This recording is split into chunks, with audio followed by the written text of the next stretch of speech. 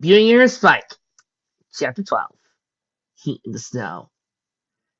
The snow and the wind swirled like little tornadoes, curling, wrapping around the dormant trees and cold street poles of the frozen town. Everybody was inside their warm homes, cuddling next to one another by the fires, sipping hot chocolate under fuzzy blankets. They were allowed to forget about the snow, frost for the night, and embrace the comforts of a heated home. However, there was one pony that didn't get to experience this joy. Instead, was forsaken to the frozen wrath of winter. Consort sat shivering outside the steps of the Carousel Boutique, laying for a mare that would never come. Where is she? He shivered, wrapping his cloak around him tightly. I can't imagine she make a trek home in the snow. She's probably all curled up by the fire sipping tea, while I'm out here all slept on my. What's the point? He slumped down deeper into the snow. Stupid snowbird. You don't have to stay in the snow, right? Concert looked over to his shoulder, tracking the thickness of the snow. A heavily coated pony approached him. The pony's face was covered in scars, but the red-coated unicorn knew there was only one pony crazy enough to come looking for him in the blizzard. Weirdo Duster, what are you doing here? He asked. The hare pulled down the scarf. Nice to see you too, she smiled.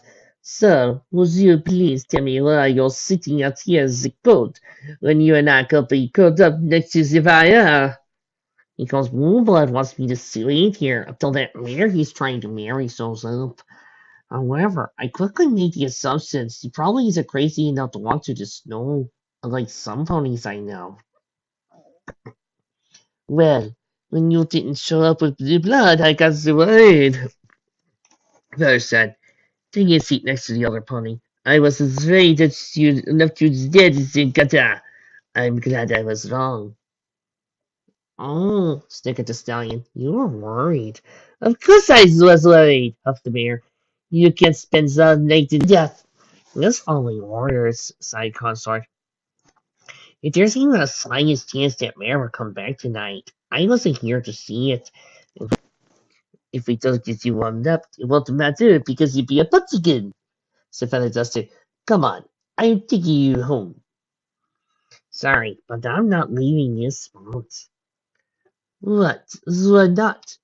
Well, for one, Consort began, I think that my hose have roasted to the ground. And two, I was told not to leave this spot till he gets here. And are you going to listen to him? That's crazy. I suppose I am, chuckled Consort, but just a little. You're impossible, you know that, frowned the mayor. Well, fine. If you're going to be so stubborn, then I guess I have to sit here and please with you. Shut up, smiled Feather Duster. If you're going to be stubborn, then I'm going to be stubborn with you. Why? Because, because I love you, she said. Consort's she screamed, really? Of course, stupid, sighed Feather Duster, rolling her eyes. Have I told you that before? I don't think so. I think that I did, and you just forgot, you love geezer, giggled Feather, playfully summoning the older stallion. You really need to learn to pay attention to your marathon. It seems so weird, said Consort. Never expected someone like you to show up in my life. It feels so wrong for us to be together.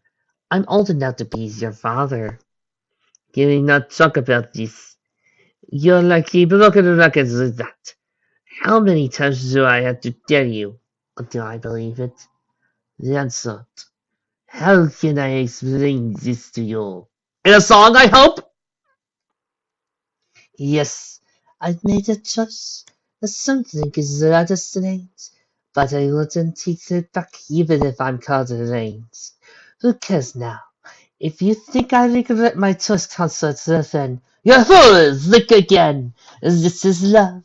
All I ever need is to be happy. Never dream I could love a pony like you. You should know. Every day in my childhood, my mother would tell me so. Love is what the heart is. Love has no eyes to see. My heart is there. It's right here, next to you. I love you. It's the only thing I truly believe in. So that I can find an excuse that this shouldn't be, that there's no way, that we shouldn't be together in this wispy snow. Love will keep you trusty, like the weather between your thighs. My love's here in the snow by my side. What I give to run away from the drama we know lately. But know that I can't solve the problems by disappearing. This is love. Will it last every day forever? Who cares? If we're frowned upon with trusting eyes, even then, they will all be jealous. Jealous of what we have. They could be the walls around me. Little locks without any keys. I break free and overcome. All of me, my love's here. Love is me. I, shut up, smiled Feather Duster, snuggling to her special pony as the winter wind blew into the night.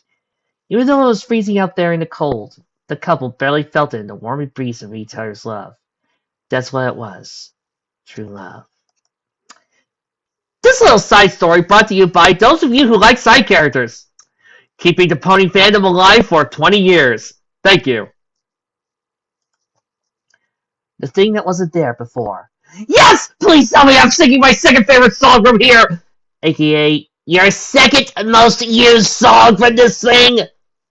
Second? Have you been keeping track? Yes! Turnsy is keeping track! Spike's eyes slowly started to open to the sound of the crackling fire. He felt weak, disoriented, and his body was cold and aching. He had no recollection of how he gotten back to the castle. All he remembered was looking into his magic mirror and seeing Rarity in distress. After that, whatever goodness that still left inside of him reawakened. He had gone running to her rescue. It was all blurry after that. The final thing he remembered was falling into snow and passing out. Where am I? He groaned as he tried to get up, but the pain spiked through his body the second he tried to move. Paralyzed with agony, the large dragon succumbed to his lounged chair. Listen, you're awake! Piggy Stick chimed, hopping up onto his armrest. It's so good to see that you're awake. Feels like you were gone after that nasty Timberwolf fight. Piggy, the dragon groaned. How did I get back into the castle? Last I remember was in the forest and... Where's Rarity? On my TS, Spike. It was difficult for the dragon to move his head, but he could sense Rarity was standing behind him. What are you still doing here? I thought you would have run away after the way I treated you. It was a tempting thought, I admit, she said. But after you were so brave in rescuing me from those dreadful Timberwolves, I couldn't just let you die. So I carried you all the way back to the castle so I could nurse your arm. You carry me? Snorted the dragon. Don't make me laugh. It's not in your nature to do the heavy lifting. You don't even take out your own garbage. Ladies and gentlemen, what Mike thinks of Rarity, people! The mayor huffed. And how did you know what's in my nature? She stormed in front of him, carrying a warm bucket of soapy water in her teeth. And what I know of Rarity!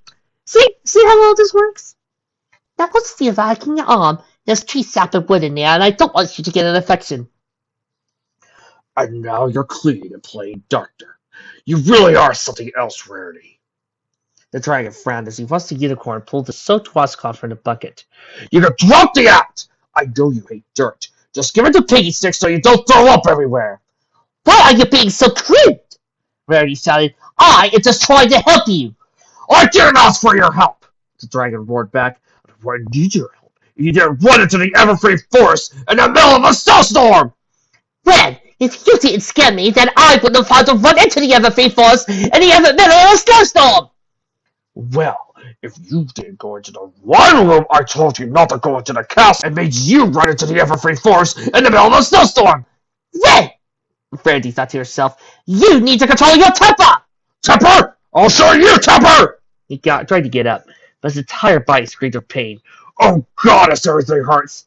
Stop knitting then, Rarity said, carefully squeezing the excess water from her towel into the bucket. Now, I'm going to apply the towel now. Just be aware it's going to sting a little, so brace yourself. I'm a dragon. I think I could take a little water on my... Ah, jeez, that stings! I tried to warn you, sighed Rarity, lightly dabbing the cloth on his wound. You're doing fine now. I don't think it's as bad as I thought it was. Personally, I was afraid you were going to light me on fire. Don't touch me. The dragon felt a small waxy tug on his tail. Spike, whispered Pinky. You should at least thank her for bringing you back from the forest. Why should I thank her? He whispered back. It's her fault that I... Humor her then. She looked at the dragon with big starry eyes. You know she's thankful to you for saving her life. I don't see why I had to do it. Hey, Spike, she begged. Think about the spell. With a disgruntled groan, the dragon swallowed his pride. Thank you for bringing me back to the castle, he said. It had been so long that he had to thank somebody for something, living the way he did with anger and resentment. Spike had almost forgotten what was properly to thank a pony for a good deed. You're welcome, smiled Rarity. She dropped the bloody dragon into the bucket and started to put it away. I'll be back soon with something to eat. That wonderful Tiger has managed to scrape together a little midnight snack for you. Great. You do insist. Rarity started at the door. Oh, and Spike, I would like to thank you as well for saving my life, that is. I'm not even going to ask why you were spying on me with that mirror, although we are going to have a talk about privacy. Why? Because if I'm going to leave here, there's going to be a few ground rules, of course. Wait, you're not going to try and run away again? Asked the dragon. But I'm in the dirt. I'm in no condition to enforce your creativity. Besides, isn't that what you wanted? You can see your father and family again. Oh, well, I still intend to escape, she beamed. But not in the middle of a blizzard, and I certainly will not need you while you're recovering. That's very nice of you. Thanks, mumbled Spike. Well, twice in one day, cheered Pinky. That's a new Academy Award. Pretty quiet, Pinky. Oh, don't be rude, Spike, said Rarity. It was kill you to be nicer to her. And that's another thing we need to work on. Your manners, your fine-tuning. Why, with all the things that I need to do here, I don't think I'll ever find time to leave. She trotted out with a huff and headed out to the main room towards the kitchen. What do you think she meant by that, Pinky? How should I know? Sighed the candlestick. Then she found excuses to not leave. Spike, take her hat! But who cares? That was great, Spike. You're really sorry you still support us. She will fall in love in no time flat. Yeah. You know what? Maybe you're right. Spike smiled, sinking more comfortably in the chair. Maybe she has changed. I know I have. You can change again. I will. For her sake, I'll try to make things right. Even if we don't break the spell. At least I can still say I didn't sit around self-pity. Yeah, what is this, a Viking fic? Ding! Well, we have a camera now? Yep, Trixie implied it. Thank you, Trix. You're welcome. Whee! Don't say it, Pinky! Say, boss! The candlestick giggled. Holding out Spike's armrest and heading towards the kitchen, to go and help Randy with the food. Maybe you have changed, Spike said to himself. Maybe there's something there that wasn't there before. Back at Ponyville, the blizzard started to die, going from a raging inferno of ice and wind to the cold embers of a gentle snowfall. Night was now upon them. Although the moon and stars could not shine through the thick snow clouds, every pony knew it was now time for sleeps and dreams. But one stallion could not sleep, not after the day he had. Deep within downtown Ponyville, in the large black duster of a forgotten alleyway, Magnum peeked his head out through the crack of the opening between the hole and the lid. He scanned cautiously in both directions, making sure that the coast was clear before sinking back into his smelly hideout. The smell, however, was no more than mere camouflage. The duster was actually one of his many safe houses that he had set up in the early 90s before he had gotten married. The inside was actually well kept, despite the walls being cut with newspaper cutouts, red light pictures of the princesses, and printed out pieces of clatter. At the moment, the mustache stallion was tinkering with a potato, a cocktail umbrella. Come on, he muttered under his breath. Work! With his tongue hanging out, he gently connected the two sets of wire with a cocktail umbrella. There was a tiny buzzing noise for the potato, so he jabbed the pointy end of the small umbrella into the potato skin. He then wrapped the rest of the wires around the fork. They always in the potato. There was a small flicker of sparks from the fork and cocktail umbrella that started to turn slowly. Yes! He screamed. Now all I need is a few parts from Caw! Speaking to Samba, Ragnar said, placing potato device on the ground, standing up, laying his head raised to the lid of the garbage can. Went into the snowy alleyway. His contact was no longer to be seen. She was always good at staying in the background and out of sight. One of the reasons he was so effective in that line of work. Caw! The stallion cleared his throat. Woohoo! He called, doing his best mimic of an owl. Woohoo! Suddenly, a small cardboard box started to move towards the dumpster. It's about time you got here, Lyra. So, Lyra, this is what your 30th time you've been in a insane conspiracy scene? How's that working out for you? Wonderful, but I think Bonbon's gone crazy as loose as temper. Leaning out a bit more with Garba's kid. Did you have any trouble when you followed? No and no, said the Green Unicorn, lifting the box off of her. You know I never compromise submission. I know, just a habit of age. I've seen too many good parties get captured by the government and see such a skilled agent like yourself tempting a similar fate. I know. She smiled. Thank you for worrying about me. Keep defending better for your mere friend, said Magnum. He had no time for this. Did you get my things? Yeah, nodded Lyra, reaching into her saddlebag and pulling out a small earpiece and a dial. Also, your wife and Sleep are okay. Although there's some red pony and a maid sitting outside Rarity's shop.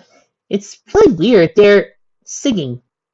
A singing maid? Wondered Mustache Pony. Could it be... He started to search the pillars of papers, a small photo of a maid. Was it this maid? No, I don't think so, said Lyra. Her coat was silver. This mare's fur was more of a light charcoal. Who's this? Quoth Sangzul, said Magnum, a.k.a. the singing maid at death. The most deadly assassin in the Eastern world. I don't think that's her. You can't prove that yet. Political and temporary priority. Primary goal is to find out if that dragon has moved or hurt my daughter. Why not just charge in and rescue her? Asked the mid-color matter. The townspeople would gladly help save your daughter. Yeah, and get the government and princesses involved. Yet everything we've ever done is ruined.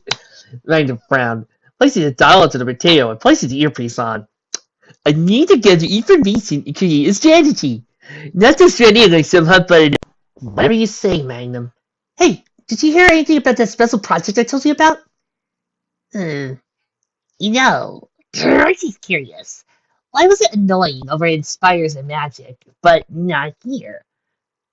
I think it's due to the fact that it was closely connected to the Gary Stu that Spider-Man had become, that it ruined most of it for me. Oh.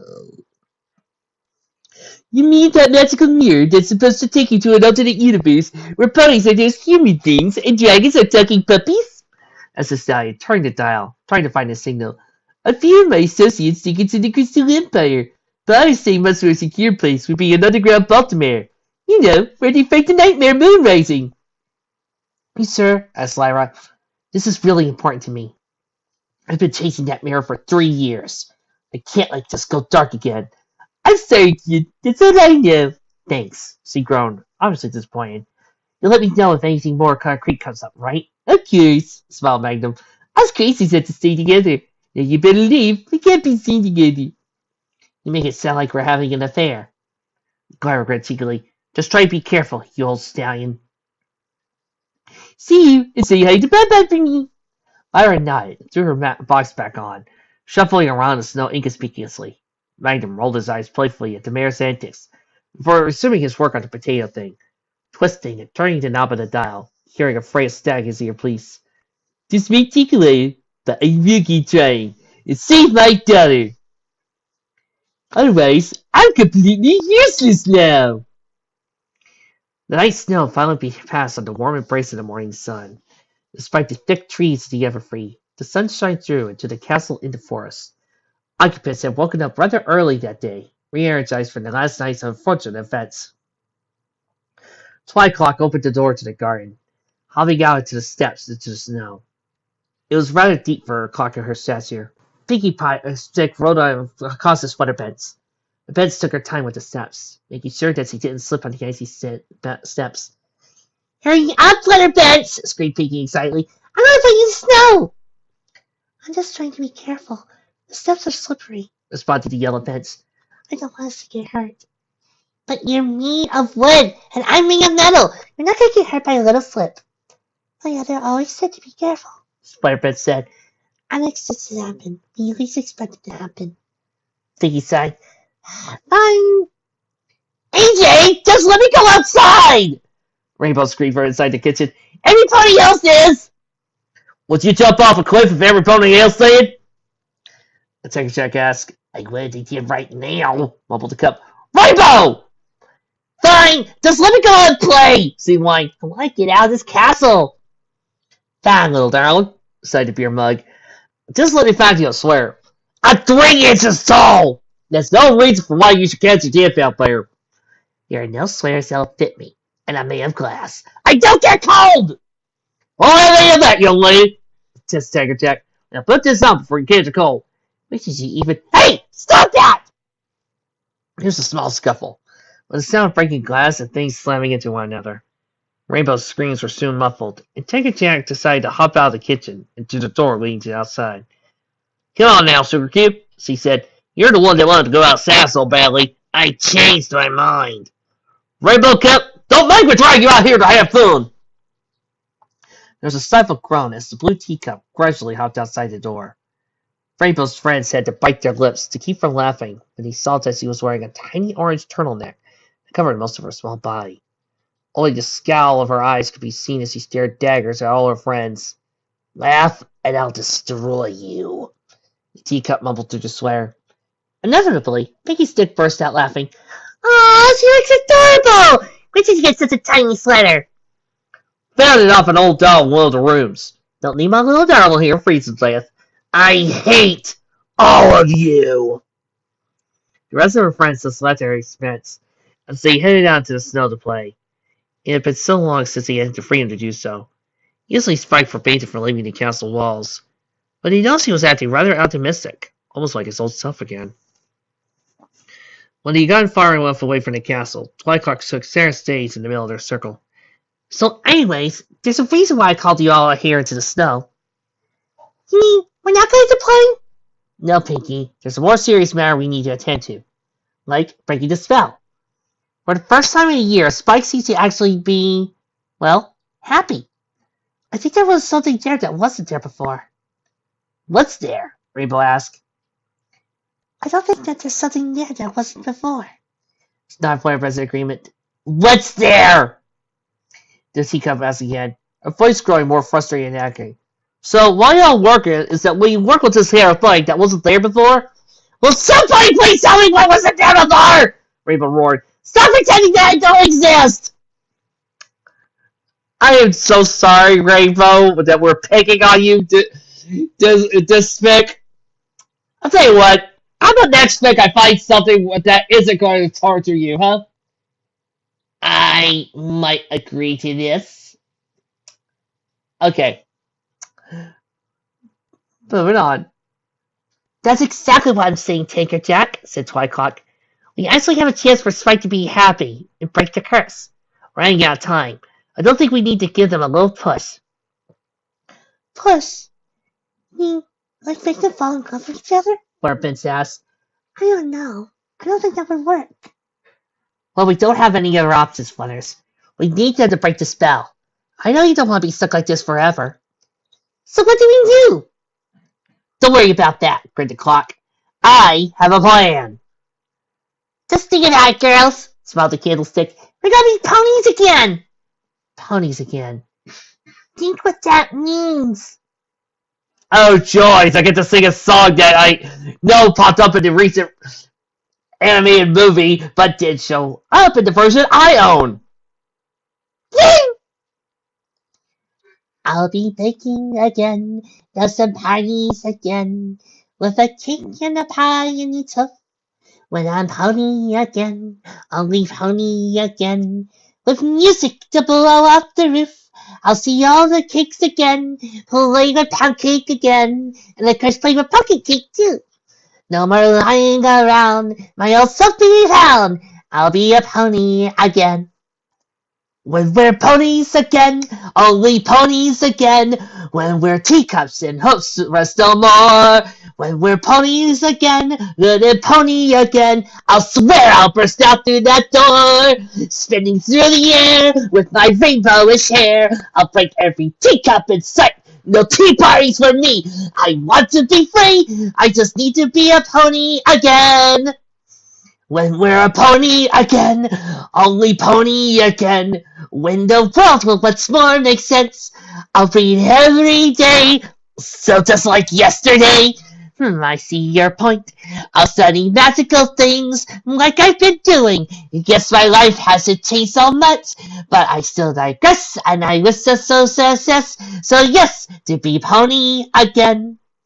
So ready the honeymoon room, dust the dirt out in the air. We all sense that we could tell, she might break the spell any day now. And hope that the dragon can swoon and treat her like diamonds so fair. And if Twycrock's plan works, we'll all get the perks of our freedom. Vanity, you're our only hope to be free. She can do it, it's got to believe. Sleep out the pears of sadness and tears that blow them away.